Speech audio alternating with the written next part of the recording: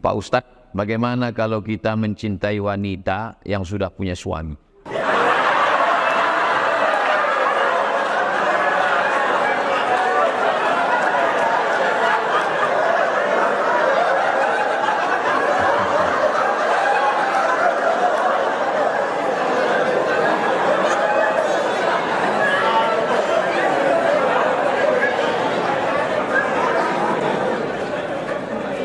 Hukum berlaku pada perbuatan yang sifatnya pilihan. Saya ulang sekali lagi. Hukum berlaku pada perbuatan yang sifatnya pilihan. Contoh, di depan saya ada dua. Air zam-zam dengan khamar. Saya punya pilihan. Saya bisa milih air zam-zam. Tapi saya dengan penuh kesadaran memilih khamar. Haram. Kenapa? Karena saya punya pilihan. Masjid, diskotik. Ada pilihan atau tidak? Ada pilihan. Mestinya saya ke masjid. Saya pilihkan langkah kaki saya ke tempat haram. Saya ulang sekali lagi. Hukum berlaku pada perbuatan yang ada pilihan. Sekarang saya tanya, apakah mencintai itu pilihan? Tidak. Kita tak bisa dipaksa untuk mencintai atau tidak mencintai.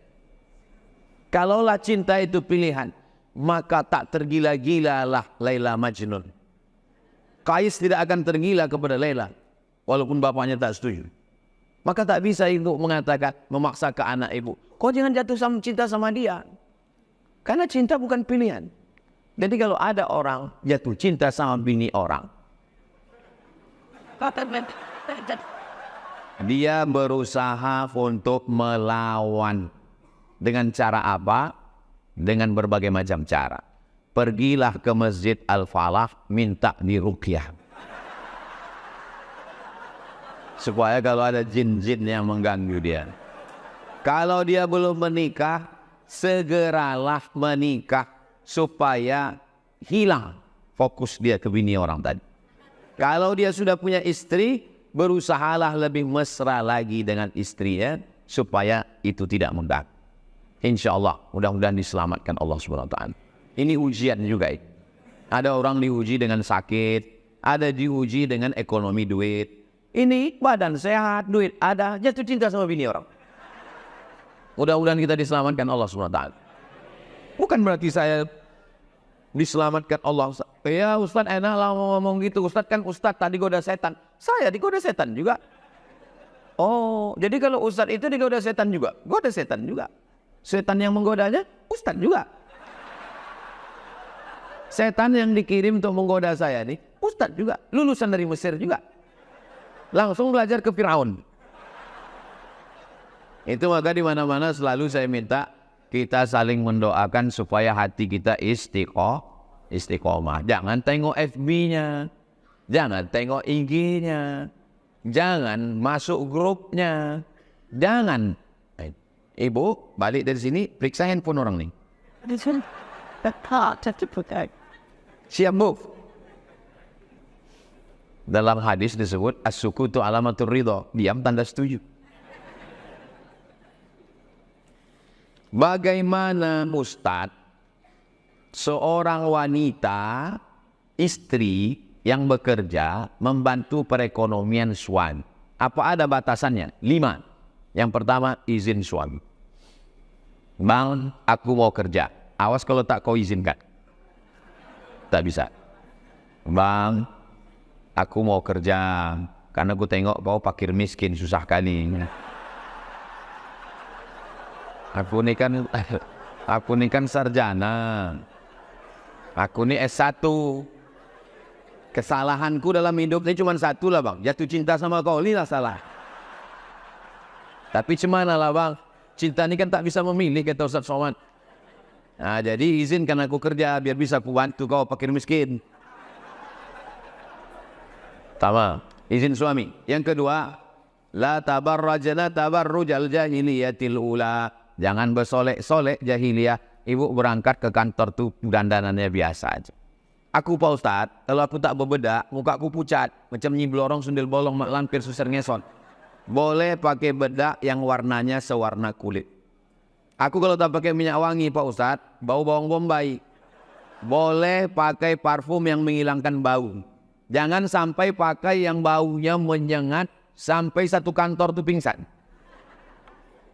Jangan bersolek-solek jahiliyah, biasa aja. Sampai nanti kawan-kawanmu akan berkata, kok aku tengok biasa aja tapi kami terpukau semuanya. Apa sih skincare-nya? Aku tak ada pakai skincare. Terus ini bekas air wudhu. Oh, jadi kau sangka kami tayamum semua.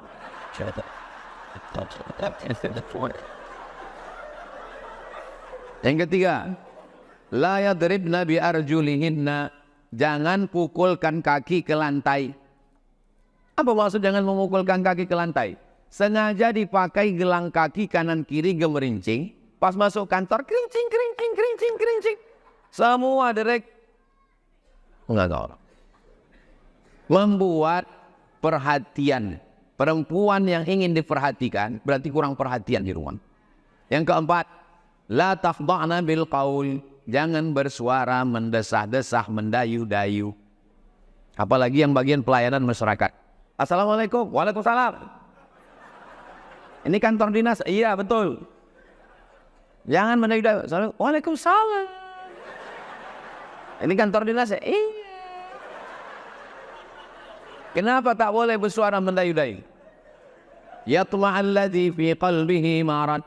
Tidak boleh perempuan bersuara mendayu-dayu karena ada laki-laki yang dalam hatinya penyakit. Begitu didengarnya suara itu dia langsung error. Yang kelima, la tusafiranna imra'atun illa ma'adhi mahramin. Tak boleh berdua-duaan dengan laki-laki perempuan tak mahram. La yakhluwanna rajulun ma'amra'atin illa ma'adhi mahramin. Tak boleh berdua-duaan. Kalau makan bertiga berempat, jalan tiga berempat.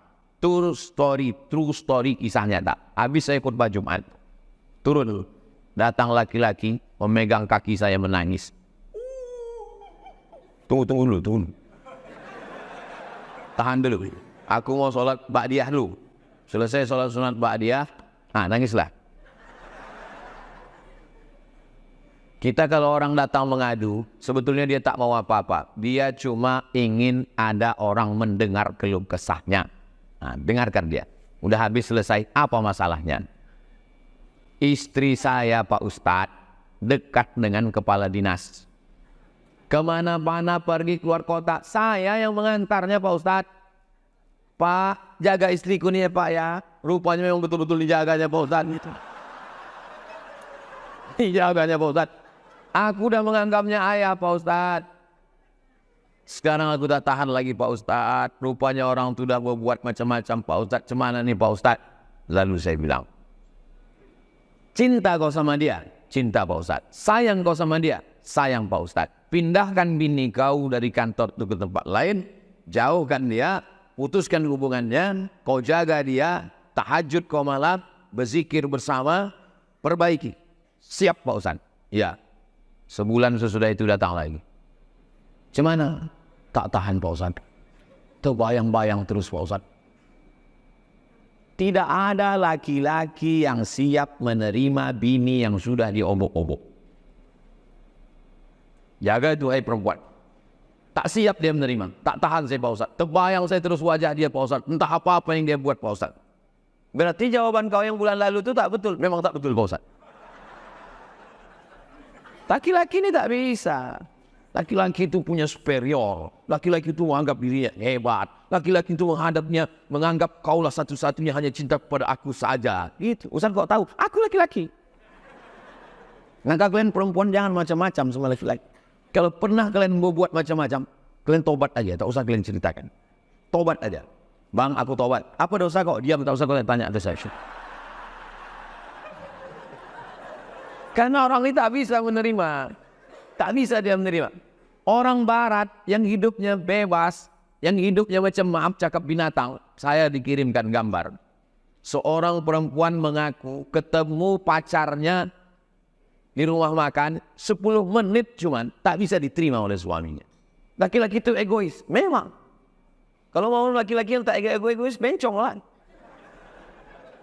Maka kalian perempuan, aku sampaikan hati-hati. Walaupun nampaknya saya tausiah di sini, Tapi sesungguhnya video ini ditonton oleh semua kantor dinas dimanapun perempuan berada. Jadi jaga baik-baik. 5 syarat itu. Silakanlah bekerja. Gajinya Pak Ustadz, suami bergaji 10 juta. Istri bergaji 10 juta. Apa bedanya? Dalam gaji suami ada nafkah istri dan anak. Tapi dalam gaji istri tidak ada nafkah apa-apa. Itu bedanya. Gaji laki ada untuk perempuan. Gaji kalian perempuan bersih. Tapi karena kalian sayang sama si fakir miskin tadi. Den, gaji kau pakai untuk abang ya. Apa kata dia? Bang, jangankan gaji ini, nyawa aku kasih sama dia, bang. Apakah belum cukup lagi STNK BPKB yang udah kau gadaikan itu? Nah, ini ambil hasil. Pakailah, bang. Perempuan ini kalau dia udah sayang, semua dia serahkan. Betul kan, Bo? Tengok. Dari tadi pas ku tanya, diam. Pas ini, iya. Akan jangan macam-macam sama perempuan. Makanya laki-laki tak boleh berzakat kepada istri. Bapak, banyak duit. Lalu bapak bilang, istriku, aku dapat uang 100 juta. Ini zakatku 2,5 juta, 2,5%. 100 juta, 2,5%. Ini ku kasih kau 2,5% sekaligus belanja kita. Tak bisa. Suami tak bisa berzakat ke istri, tapi istri bisa berzakat ke suami. Bang, aku kan bisnis woman nih bang, duitku banyak. Ini zakatku ya. Kau kan masuk dalam asnaf yang 8 tuh bang.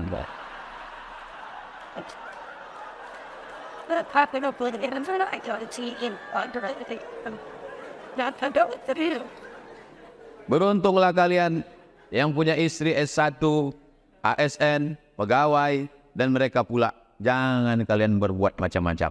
Kalau galah patah masih bisa disambung. Kalau kaca retak masih bisa direkat. Tapi kalau sudah hati sakit, mana obat akan dicari. Setuju kali orangnya. Almarhumah mama saya fans Ustadz. Beliau meninggal 9 tahun lalu. Namun sebelum beliau meninggal ingin jumpa dengan Ustadz. Dan akhirnya ketemu Ustadz di masjid. Setelah ketemu Ustadz, untuk almarhumah beserta ibu kita, ayah kita yang sudah mendahului kita semuanya, Al-Fatihah.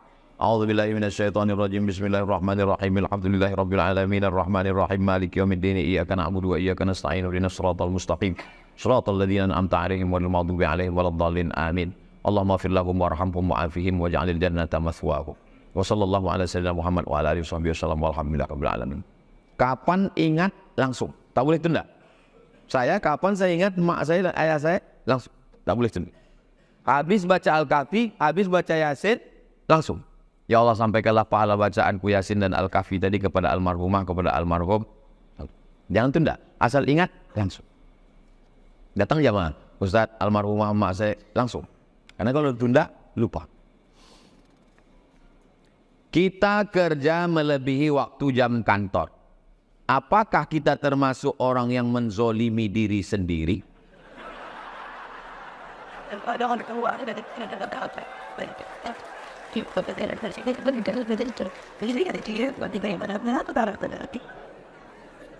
Inna li jasadika alaika haqqan.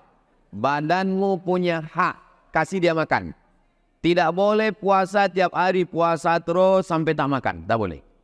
Inna li ainika alaika haqqan. Matamu punya hak, kasih dia tidur.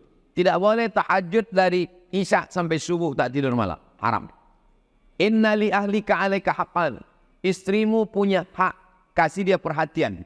Tak boleh kerja terus, tak pulang-pulang dari kantor. Karena ada yang perlu perhatian di rumah, anak dan istri. Ustaz Somad nyusun jadwal bagaimana? Semua dapat. Santri dapat, YTWU dapat. Jalan Kamboja, Rimbo Panjang dapat. Kantor-kantor di Pekanbaru, semua dapat. Saya sudah atur. Saya insya Allah tidak zalim, tidak aniaya. Lalu kemudian masuk kantor jam 8, pulang jam 4. Mestinya jam 4 sudah pulang. Lembur sampai jam 8. Apakah itu termasuk aniaya? Tidak. Kenapa? Karena nanti habis jam 8 malam atau jam 9 dia akan pulang. Masih ada istirahat. masih ada lagi waktu untuk dengan keluarga.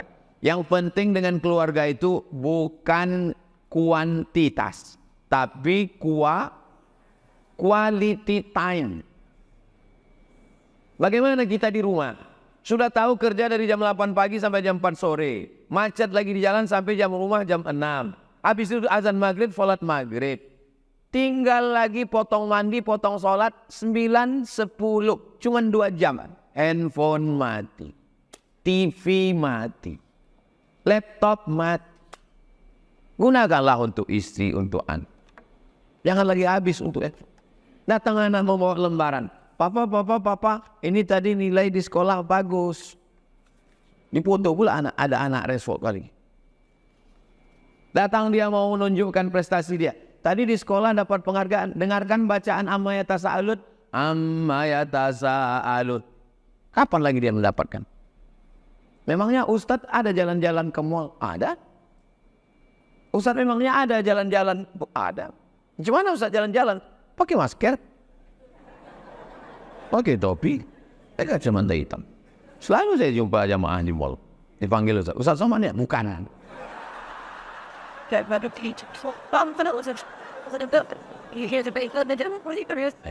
Jadi kita mempanggil untuk keluarga jalan-jalan. Saya pergi, tausiah, hari Jumat, hari Sabtu, hari Ahad, hari Senin, Selasa, Rabu di rumah. Rabu subuh dengan jamaah, dengan santri.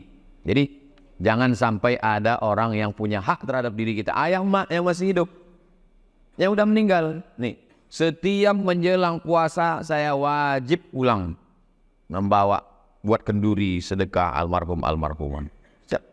Adapun paket tiap bulan sejak meninggal 2019 sampai sekarang 2023 200 paket tak kosong dari saya sendiri dan dibantu oleh jamaah sampai hari ini.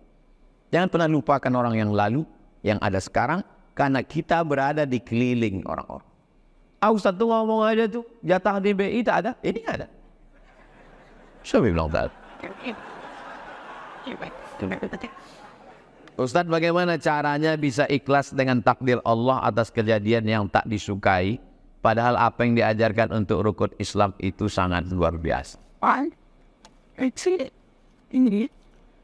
Dalam perjalanan hidup saya, sejak 1977 sampai 2023. Ya sekarang kira-kira lebih kurang 26-27 tahun lah. Umur ini kan bukan masalah angka, masalah rasa. Banyak sekali yang saya inginkan tak sesuai dengan yang diinginkan Allah. Yang terjadi keinginan saya atau keinginan Allah? Keinginan Allah. Dan saya tidak suka, saya marah, saya risau. Tapi ternyata setelah sekian tahun, oh, rencana Allah itu ini. Kita hanya bisa 3. Berusaha. Yang kedua, berdoa. Setelah itu bertawakal. Tapi jangan langsung ke langkah ketiga. Ini yang tak betul. Berusaha dulu. Habis berusaha all out. Berdoa. Habis berdoa bertawakal. Setelah itu serahkanlah. Jadi jangan belum ada apa-apa udah tawakal. Pas ditanya, abang gimana bisnisnya? Kita serahkan pada Allah. Itu tak betul, itu bukan ajaran Islam. 3 step itu mesti dilakukan. Jadi dalam perjalanan banyak sekali hal-hal yang menurut saya, kalau sesuai keinginanmu dengan keinginan Allah, Allah ingin kau bersyukur. Kalau tak sesuai keinginanmu dengan keinginan Allah, Allah ingin kau bersabar. Di balik sabar itu ada hikmah yang luar biasa. Tapi kan ngomongnya aja yang enak itu. Pas menjalankannya, oh sakit kan. Bagaimana cara menghilangkan sakitnya? Pertama ngaji. Ngaji itu menghilangkan sakit. Ikuti pengajian-pengajian. Yang kedua, sholat. Yang ketiga, zikir. Apalagi di Pekanbaru ini banyak sekali majelis-majelis pengajian. Merasa lebih cantik dan lebih pede. Suaminya sudah melarang karena tak sesuai tuntunan agama.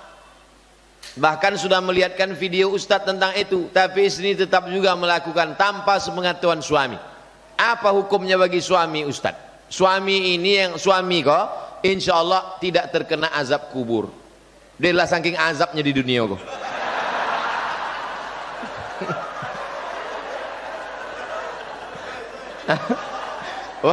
Waktu malaikat anak mazhab, kata malaikat, ikut ndak usah leh. Ibu tiawa. Lah sabono.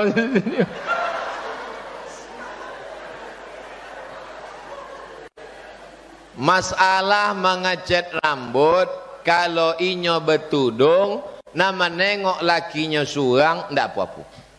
Jadi ibu-ibu nah rambutnya udah agak-agak memutih, dicatnya pakai warna pirang atau warna hitam, lalu kemudian nama nengok lakinya surang.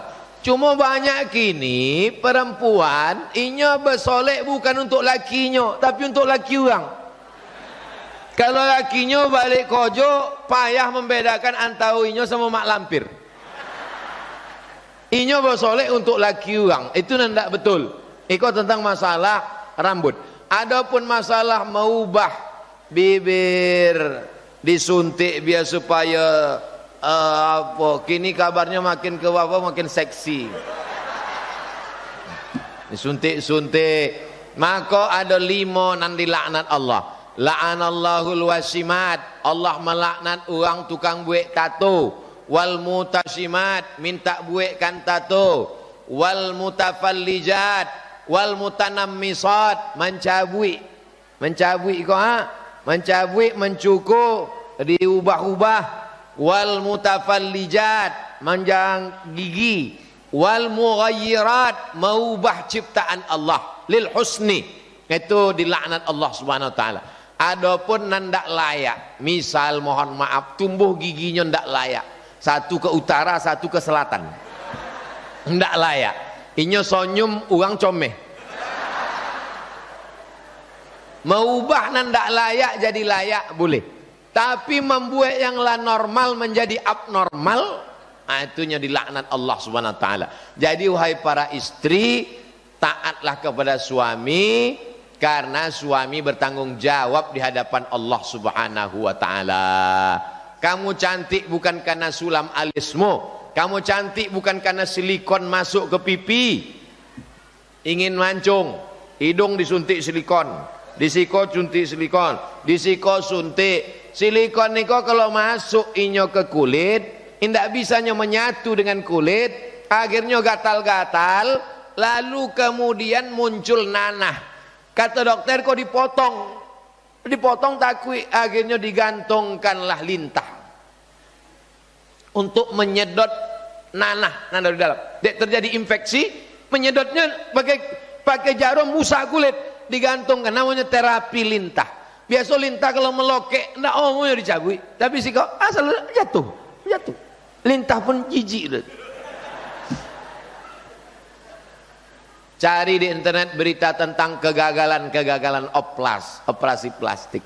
Kau cantik bukan karena operasi plastik, kau cantik karena wudu'mu, kau cantik karena tahajudmu, kau cantik karena ibadah. Tapi jangan pula terlalu pede. Kau ditanya oleh orang, kenapa kamu cantik sekali? Ini bekas wudu.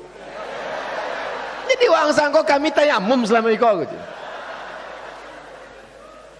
Nah, lagi joleh namo joleh ke tadi. Tidak joleh, mau ulang sekali lagi.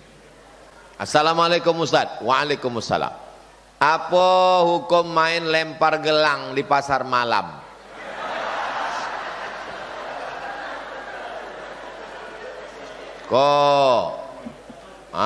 Diambil golang, lempar, judi. Apa bayar 10.000, 10.000, 10.000. Ambo sama 10.000. Nah masuk golangnya, dapatnya 50.000. Duit siapa yang nampak 10.000 tadi? Nampak 10.000 itu duit orang. Nan golangnya tidak masuk. Maka judi kok banyak bentuknya. Judi bukan cuma biliar, judi bukan cuma gaple, judi bukan cuma dadu. Judi macam-macam bentuk gini. Memancing menjudi yo. Buat pendaftaran mancing, hadiah 10 juta. Pendaftaran suang 1 juta, mendaftar 1 orang, ingin mendapat 10 juta, pendaftaran 1 juta, ikannya siko, ikan konyang, masuk cacing kata ikan, gitu. Dari pagi sampai sore, dan terakhir itu mendapat, duit siapa mendapat tadi? Duit uang nandak mendapat tadi, apa tuh? Judi. Jadi jangan sampai awak konek pada judi. Innamal khamru khamar, wal maisir judi, wal ansab menjebeli binatang untuk berhala, wal azlam mengundi nasib, nanompek kok rijsun najis min amali syaitan, perbuatan setan. Fajtanibu, jauhi. La'allakum tuflihun, kalau kamu menang, kalau kamu ingin menang dunia akhirat. Mudah-mudahan Allah selamatkan anak awak dari judi. Anakmu ndak ada main judi kau bu ya, judi kamar aja, judi online. Assalamualaikum Ustaz. Waalaikumsalam. Sholat jamaah itu seperti apa?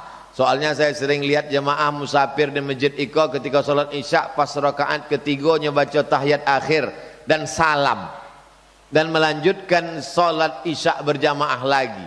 Dan ada lagi pas sholat maghrib, setelah selesai sholat maghrib berjamaah, yang mengajak temannya sholat jamaah isya berjamaah di belakang. Di Masjid Iqo di Terletak Buluh kok ada musafir, entah inyo dari Toluk tah dari mana lah, ndak lawak tanya kan. Waktunya sholat isya pas rakaat ketiganya baca tahiyat akhirnya salam, batal sholatnya. Dalilnya ju'ilal imamu liyu'tamma bih, imam itu diangkat untuk mengikuti. Hai orang-orang yang musafir, kalau kamu singgah ke masjid masuk waktu isya, imamnya orang yang mukim, maka orang yang musafir itu isyaknya tetap 4 rakaat. Kalau nyo masuk ke dalam masjidnya dapat 1 rakaat, inyo musafir, inyo togak bukannya ulang 1, nyo ulang 3. Karena inyo mengikuti imam. Imamnya mukim, makanya mesti. Iko lain loh. Masuknya ke masjid, imam isyaknya maghrib, 3 rakaat. Jadi seolah-olahnya kata, imam kamu duluan ya. Mana bisa? Imam 4 rakaat, awak ikuti 4 rakaat. Ju'ilal imamu liyu'tamma bih. Jadi kalau musafir datang ke masjid, imamnya 4 rakaat, isya ikuti 4. Setelah 4 rakaat baru togak iqamat, maghribnya 3. Namanya salat maghrib isya jamak takhir. Takhir. Karena maghribnya ditarik ke isya. Ini yang pertama kok salah. Ada lagi pas sholat maghrib, setelah sholat maghrib berjamaah dia mengajak temannya sholat isya berjamaah. Kok betul? Datangnya ke siko pas maghrib, selesai sholat maghrib, inyo ke belakang, nyo sholat isya. Isyanya berapa rakaat? 2 rakaat. Sebab apa? Sebab inyo dengan kawannya iko sama-sama musafir. Jarak musafirnya berapa kilo? 89 kilo. Jadi kalau dari Pekanbaru ke Tolok sampai 90. Hah? 89. Ikhtilaf nampaknya kok. Nah, jadi kalau 89 kilo makanya bisa jamak qasar. Kalau kurang daripada itu maka tidak bisa jamak qasar. Seorang dibesarkan oleh orang tua angkat. Apakah istilah durhaka kepada orang tua itu juga berlaku untuk beliau? Apakah kita melakukan suatu apakah durhaka kepada orang tua kandung itu juga berlaku kepada orang tua angkat? Mengadopsi anak elok, tapi syaratnya jangan lakukan 3. Yang pertama, jangan pakai bin anak tu bin awak. Ambo ndak ada anak pedusi, ingin punya anak perempuan, ambo ambil anak angke perempuan, lalu ambo buat namanya binti Abdul Somad. Salah, maka buat binti ayah kandungnya. Kami ndak tahu ayah kandungnya siapa. Ambo balik sembayang dari masjid raya, tiba-tiba di muka rumah kami ada kardus, janganlah dibuat binti kardus. Binti Abdillah, hamba Allah, tidak tahu ayahnya siapa. Tapi jangan awak sabi binti awak. Waktu nikahnya sok juga, walinya siapa walinya? Jangan awak lah gagah-gagah, hamba wali. Fasultan waliun man la waliyalaha. Kalau tidak ada ayahnya maka walinya adalah wali hakim Pak Kuah. Yang kedua, anak eko kalau awak mati inyo indak dapat harta warisan. Jadi cara menyelamatkannya maka awak kasih dari hibah. Ambosok kalau mati uang ndak dapat, tapi itu ada ruko Itu untuk waang, hibah ambo. Langsung uruskan surat BPN supaya tidak jadi perebutan sesudah awak mati. So, nang ketiga, inyo bukan anak kandung awak, maka mahram awak tidak mahram. Maka selama di rumah jangan berdua-duaan, jangan sampai membuka jilbabnya. Inyo ndak boleh halal awak tengok kecuali muka sama tapak tangan. Ya udah semesti dia udah macam ayah saya. Udah macam, berawal dari macam, berakhir dengan macam-macam. Berapa banyak anak angke jadi bini angke. Hati-hati, apalagi ibu-ibu, waspadalah. Kejahatan terjadi bukan hanya karena ada niat dari pelakunya, tapi juga karena ada kesempatan. Jadi kalau awak sudah menjaga anak angke iko, berbuat baik, maka anak angkat mesti membalas baik. Mana dalilnya? Man ahsana ilaikum, siapa yang sudah berbuat baik pada kamu, fakafi'u, balaslah. Fa ilam tajidu, kalau katamu tak sanggup membalas, fad'u lahu, doakan. Jadi melawan, tak membalas juga bagian dari durhaka. Jaga. Bagi siapa yang punya anak angkat, jago nanti go tadi, jangan sampai dilanggar. Kalau kita beramal, apakah amalan kita ini sampai untuk dia Pak Ustadz? Sampai.